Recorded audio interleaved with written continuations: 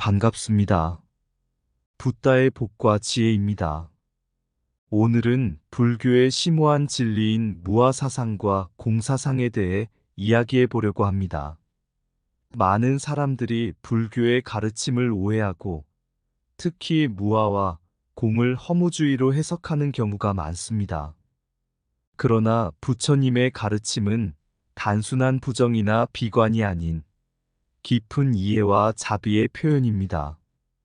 부처님께서는 우리에게 무아를 통해 영원히 변하지 않는 나라는 고정관념에서 벗어나라고 하셨습니다.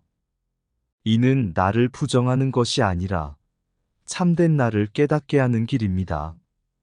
또한 공사상은 아무것도 없다는 허무가 아니라 모든 존재가 상호 의존하며 서로 연결되어 있음을 깨닫게 합니다. 진정한 공은 그 속에 깊은 묘함과 진실함이 있습니다. 오늘 이 자리를 통해 우리는 불교의 이러한 진리를 함께 탐구하고 우리의 삶에 어떻게 적용할 수 있을지 고민해보는 시간을 갖고자 합니다. 부디 이 시간이 여러분께 깨달음과 평안을 가져다 주길 바랍니다. 자, 그럼 일반인의 불교의 오해, 무아사상과 공사상이다. 그 여정을 함께 해볼까요? 옛날 부처님께서 제자들과 함께 앉아 계셨습니다. 그날 부처님은 아무 말 없이 가만히 꽃 한 송이를 들고 있었습니다. 제자들은 모두 궁금한 표정으로 부처님을 바라보았지만 아무도 그 의미를 이해하지 못했습니다. 그러나 그 순간 제자 중 한 사람인 가섭존자가 부처님의 마음을 읽고 미소를 지었습니다. 부처님께서는 가섭존자의 미소를 보고 말하셨습니다. 나는 이 꽃 한 송이를 들어보임으로써 진리를 전하려 했네.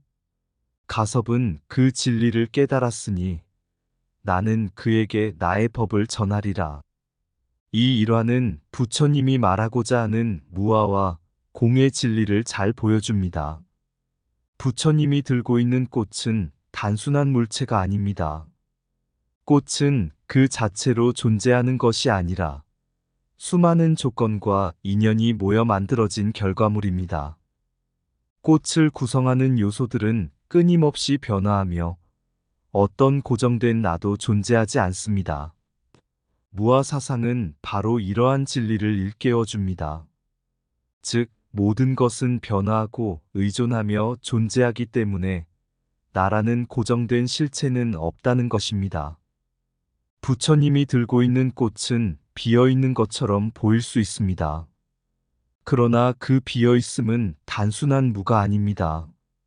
꽃은 그것을 구성하는 모든 요소와 인연이 모여 존재하는 것이며 이는 곧 공의 의미입니다.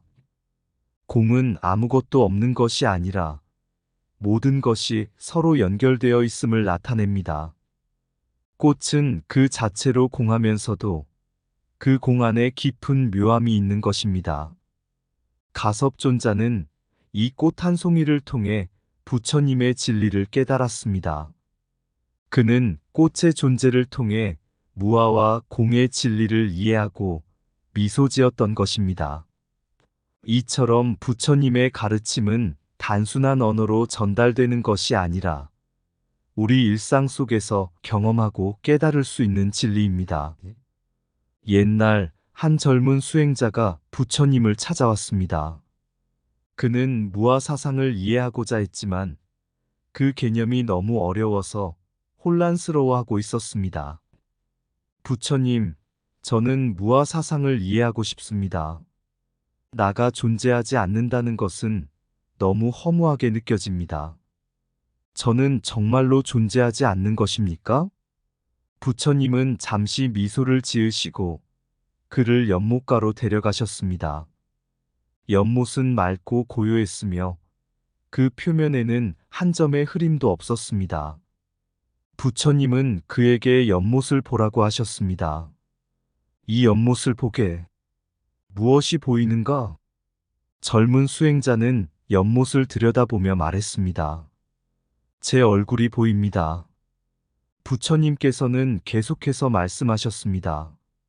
그렇다면 연못이 없어진다면 그대의 얼굴도 없어진다는 뜻인가? 젊은 수행자는 곰곰이 생각하더니 고개를 저었습니다. 아니요, 연못이 없어져도 제 얼굴은 여전히 존재할 것입니다. 연못은 단지 제 얼굴을 비추는 것입니다. 이처럼 무아사상은 우리에게 고정된 자아라는 환상을 버리고 변화 속에서 존재하는 우리 자신. 부처님은 고개를 끄덕이며 설명하셨습니다. 그렇다. 연못은 그대의 얼굴을 비추는 거울과 같아. 하지만 연못 자체가 그대의 얼굴은 아니지. 마찬가지로 무아사상은 나라는 것이 고정된 실체가 아님을 깨닫게 해주는 것이다. 그대는 끊임없이 변하고 있으며 고정된 자아라는 것은 존재하지 않는다. 그러나 이것이 그대가 존재하지 않는다는 의미는 아니네. 이것은 그저 그대가 영원히 변치 않는 실체로 존재하지 않는다는 것을 의미할 뿐이네. 젊은 수행자는 부처님의 말씀을 듣고 깊은 깨달음을 얻었습니다. 그렇군요. 저는 연못에 비친 제 얼굴처럼 변화하고 고정된 실체가 없는 존재입니다. 그러나 그것이 제가 존재하지 않는다는 뜻은 아니군요. 저는 단지 끊임없이 변화하고 그 변화 속에서 존재하는 것입니다. 부처님은 미소 지으며 말씀하셨습니다. 그렇다. 무아사상은 그대가 더 큰 자비와 이해를 가질 수 있도록 돕는 것이네. 고정된 나가 없음을 깨달음으로써 그대는 모든 존재와 더 깊이 연결되고 더 큰 자비를 실천할 수 있게 되네. 변하지 않는 나는 없다. 우리는 끊임없이 변화하는 존재이다. 고정된 자아라는 환상을 버릴 때 진정한 자비와 이해가 깨어난다. 모든 것은 인연과 조건에 따라 변하니 그 속에 고정된 나는 없다. 무아를 깨달을 때 우리는 모든 존재와 하나가 된다. 연못에 비친 얼굴처럼 우리 존재도 끊임없이 변화한다. 무아사상은 허무가 아닌 더 큰 자비와 사랑의 길이다. 진정한 공은 비어있지 않다. 그 속에 깊은 묘함이 있다. 우리의 본질은 고정된 실체가 아닌 끊임없는 변화이다. 자아의 환상을 버릴 때 우리는 진정한 자유를 얻는다. 변화 속에서 자신을 발견하라. 그곳에 진정한 나가 있다. 무아를 이해하면 우리는 모든 존재와 더 깊이 연결된다. 고정된 자아를 버리고 변화의 흐름 속에서 살아라. 모든 존재는 상호 의존하며 독립된 나는 없다. 무아사상은 우리에게 더 큰 자비와 지혜를 선사한다. 고정된 자아가 없음을 깨달을 때 우리는 진정한 자신을 발견한다. 어느 날 한 제자가 부처님을 찾아와 공사상의 의미를 물었습니다. 그는 혼란스러워하며 부처님께 말했습니다. 부처님, 공사상이란 무엇입니까? 많은 사람들이 공사상을 아무것도 없다고 해석하며 허무주의로 비판합니다.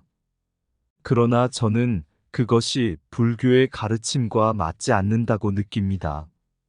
부처님은 제자를 연못가로 데리고 갔습니다. 연못에는 아름다운 연꽃이 피어 있었습니다. 부처님은 제자에게 연꽃을 가리키며 물었습니다. 이 연꽃을 보아라. 무엇이 보이는가? 제자는 연꽃을 보며 대답했습니다. 아름다운 연꽃이 피어 있습니다. 부처님은 미소 지으며 연못을 가리켰습니다. 그렇다면 연꽃은 어디에서 피어났는가? 제자는 곰곰이 생각하더니 대답했습니다. 연꽃은 연못 속에서 자라났습니다. 연못의 물과 진흙, 햇빛과 공기, 그리고 시간의 흐름이 모두 연꽃을 자라게 했습니다. 부처님은 고개를 끄덕이며 말씀하셨습니다. 그렇다. 연꽃은 단순히 홀로 존재하는 것이 아니라 연못의 모든 요소들이 상호 의존하여 만들어낸 결과이다. 이것이 바로 공사상의 본질이다. 공은 모든 것이 상호 의존적이고 독립적으로 존재하지 않음을 나타낸다. 제자는 부처님의 설명을 듣고 고개를 끄덕이며 이해하기 시작했습니다. 그러나 그는 여전히 의문이 있었습니다. 그러나 부처님, 많은 사람들이 공사상을 아무것도 없다고 해석합니다. 이는 허무주의로 비판받고 있습니다. 이 점에 대해서는 어떻게 설명하십니까? 부처님은 연못의 물을 한 손에 떠서 보여주며 말했습니다. 이 물을 보아라. 이 물은 연못에서 떠온 것이다. 만약 연못의 물을 모두 비워버린다면 연꽃도 사라질 것이다. 그러나 이 물 한 방울 속에도 연꽃을 자라게 한 모든 요소들이 담겨 있다. 공사상은 단순한 비존재가 아니라 모든 존재가 상호 의존하며 존재하는 진실로 가득 차 있다. 이것이 바로 진공묘유이다. 참다운 공은 단순한 비어있음이 아니라 그 속에 깊은 진실과 묘함이 있다. 중관학파와 삼론종에서 말하는 공의 의미는 바로 이것이다. 공은 모든 것을 비워내는 것이 아니라 모든 것이 상호 연결되어 있음을 깨닫게 하는 것이다. 제자는 부처님의 말씀을 듣고 깊은 깨달음을 얻었습니다. 그렇군요. 공사상은 단순히 아무것도 없는 것이 아니라 모든 것이 서로 의존하며 존재하는 진실을 담고 있군요. 이를 통해 우리는 더 깊은 이해와 자비를 실천할 수 있습니다. 부처님은 미소 지으며 제자의 깨달음을 축하했습니다. 그렇다. 공사상은 허무주의가 아닌 더 큰 자비와 이해의 길이다. 이를 통해 우리는 모든 존재와 더 깊이 연결될 수 있으며 진정한 깨달음을 얻을 수 있다. 공은 모든 것이 상호 의존하며 독립적으로 존재하지 않음을 깨닫는 것이다. 진정한 공은 비어있지 않다. 그 속에는 깊은 진실과 묘함이 담겨 있다. 모든 존재는 서로 연결되어 있으며 홀로 존재하는 것은 없다. 공사상은 단순한 비존재가 아닌 상호의존 속에 깃든 진리이다. 연꽃은 연못의 모든 요소가 상호작용하여 피어나는 것이다. 공사상은 허무주의가 아닌 더 큰 자비와 이해의 길이다. 모든 것은 인연에 의해 존재하며 독립적으로 존재하지 않는다. 진공묘유는 공 속에 담긴 깊은 진실과 아름다움을 의미한다. 모든 존재는 상호 의존하여 존재하며 이는 공의 진리이다. 공사상을 이해하면 우리는 모든 존재와 더 깊이 연결된다. 연꽃과 연못의 비밀은 공의 본질을 보여준다. 공은 단순히 비어있음이 아니라 상호 의존의 진리를 담고 있다. 모든 것이 상호 연결되어 있음을 깨달을 때 진정한 공을 이해할 수 있다. 공사상은 우리에게 더 큰 자비와 지혜를 선사한다. 진정한 깨달음은 모든 존재가 상호 의존함을 이해하는 데서 비롯된다. 부처님께서는 어느 날 제자들과 함께 산책을 하시다가 3가지 씨앗을 주우셨습니다. 그 씨앗을 보시고 제자들에게 말씀하셨습니다. 이 3가지 씨앗을 통해 유식불교와 공사상의 진리를 설명해 보겠다. 제자들은 관심을 가지고 부처님의 설명을 기다렸습니다. 부처님께서는 첫 번째 씨앗을 들고 말씀하셨습니다. 이 씨앗은 변계 소집성을 상징한다. 변계 소집성은 잘못된 집착에서 비롯된 현상이다. 이 씨앗은 독립적으로 존재하는 것처럼 보이지만 실제로는 그 속에 많은 집착과 환상이 담겨 있다. 만약 이 씨앗이 잘못된 환경에서 자라난다면 왜곡된 모습으로 성장할 것이다. 이것이 바로 변개 소집성이다. 두 번째 씨앗을 들고 부처님은 계속해서 말씀하셨습니다.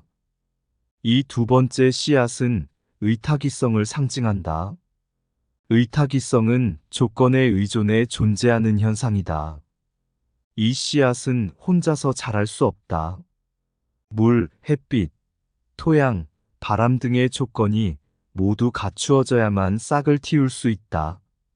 모든 것이 상호 의존하며 존재하는 것이다. 이것이 바로 의타기성이다. 마지막으로 부처님은 세 번째 씨앗을 들고 말씀하셨습니다. 이 세 번째 씨앗은 원성실성을 상징한다.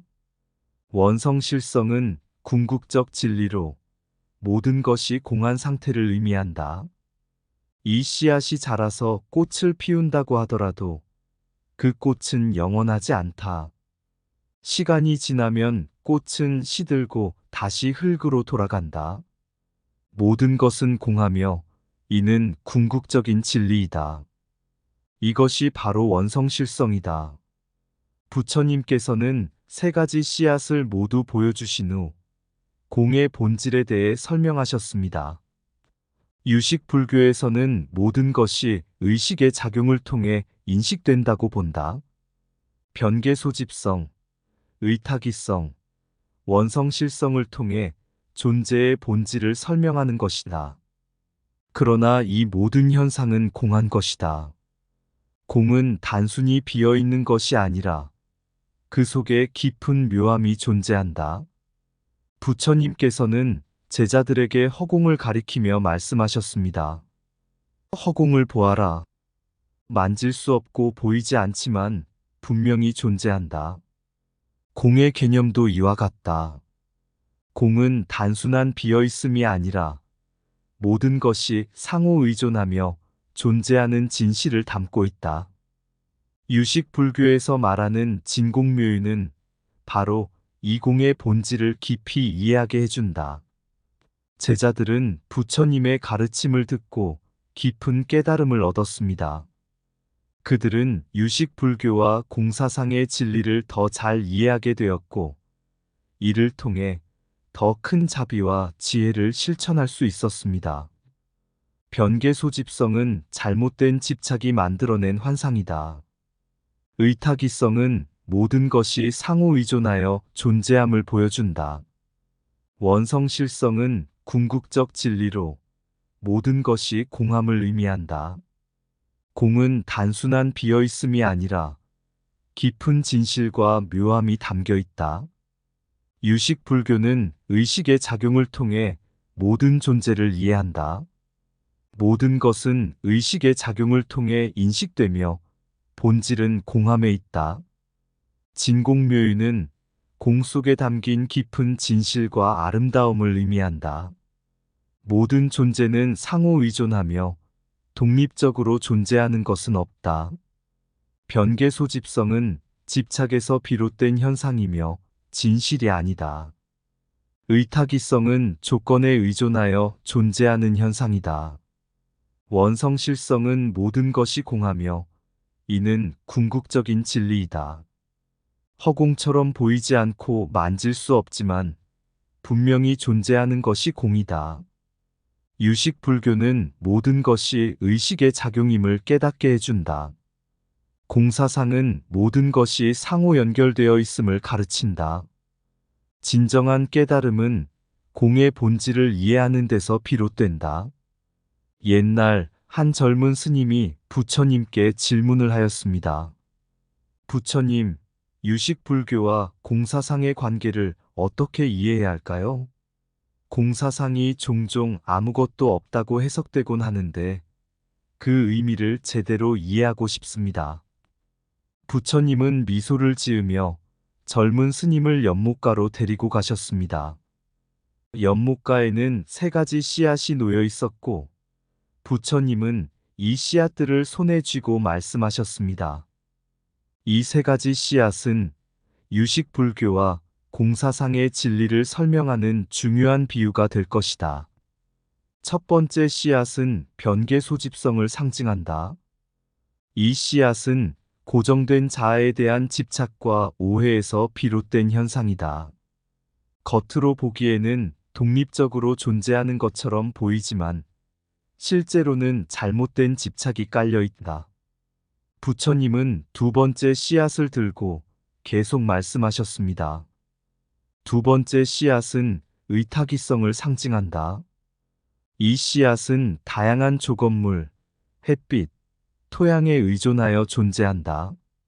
모든 존재는 상호 의존하며 독립적으로 존재하지 않는다. 모든 것이 서로 연결되어 있으며 이 연결이 바로 의탁이성이다.